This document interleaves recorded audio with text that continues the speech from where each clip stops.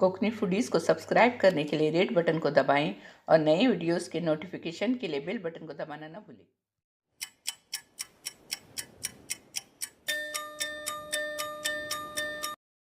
अस्सलाम वालेकुम, hello friends, welcome to my channel Kokni foodies.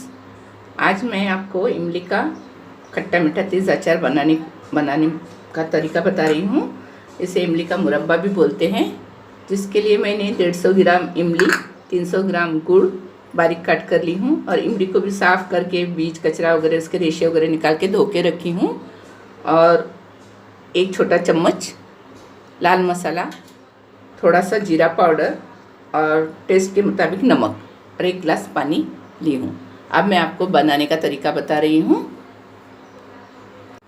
मैंने गैस ऑन किया है और उस पर एक देगची रखी है और उसमें पानी डाल रही हूँ 1 गिलास।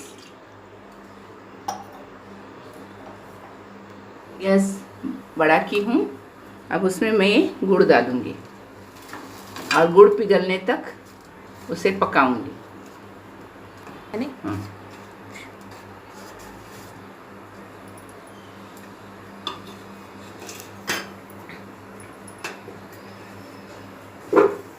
ये देखिए, अब ये गुड़ मैं पिघलने तक अच्छी तरह से इसको पकाऊंगी। फिर इसमें वो लिए हुए मसाला, जीरा पाउडर, नमक वगैरह मिलाऊंगी और धोकर रखी हुई इमली डालकर इसे अच्छी तरह से पकाऊंगी। यह अचार बहुत ही टेस्टी और लज्जतदार होता है।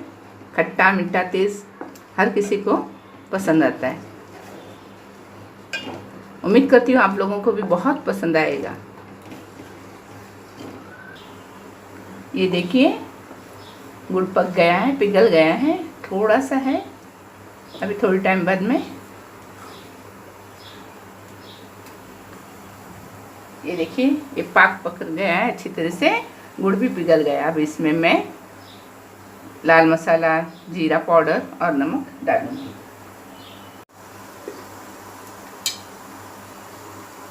ये देखिए पक गया है। अब मैं इसमें लाल मसाला, जीरा पाउडर और थोड़ा सा नमक डालूंगी।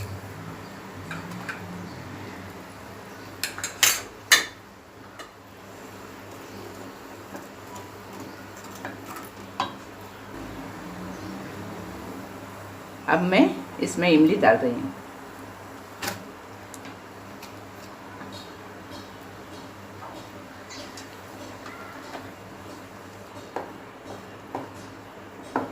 अभी मैं इस इमली को अच्छी तरह से इस पाक में पकाऊंगी और चख कर देखूंगी कि नमक वगैरह सब बराबर है कि नहीं।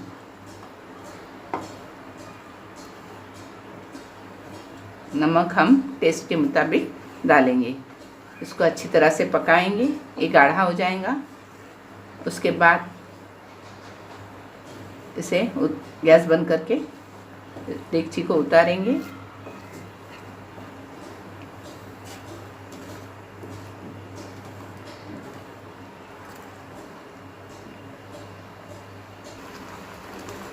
ये देखिए, इमली अच्छी तरह से पक रही है।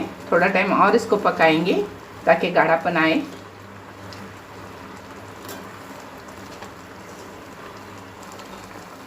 ये देखिए, अचार पक रहा है। इसे हम थोड़े थोड़े टाइम से चम्मच से हिलाते रहेंगे ताकि नीचे न लगे।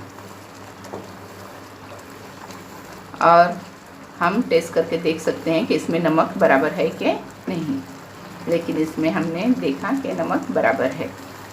थोड़ा गाढ़ापन आने तक हम इसे पकाएंगे और फिर गैस बंद करेंगे।